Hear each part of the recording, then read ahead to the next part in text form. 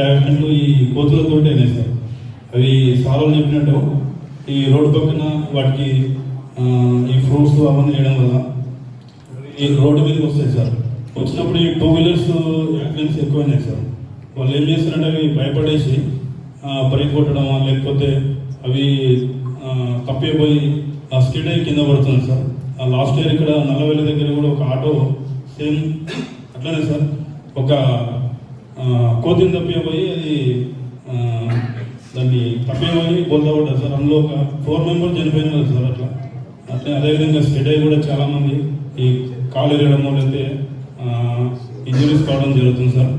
అదేవిధంగా సార్ ఈ చాలామంది కూడా సార్ మాకు కూడా 100 కాల్స్ చేస్తున్నారు సార్. ఈ ఏదైతే ఇవి కోతులు ఉన్నాయో సార్, ఈ కోతులు సార్ మా ఇళ్ళకి వస్తున్నాయి సార్. దీనికి ఏమన్నా సమస్య మరి పరిష్కారం ఉందా అని చెప్పి మాకు చాలామంది పర్సనల్గా ఫోన్ చేయడం లేదంటే 100 నెంబర్కి డయల్ 100కి కాల్ చేయడం జరుగుతుంది సార్. ఈ ఫారెస్ట్ డిపార్ట్మెంట్ వారికి రిక్వెస్ట్ చేసిందంటే సార్ ఈ పబ్లిక్ కూడా అవేర్నెస్ కల్పించాలి సార్.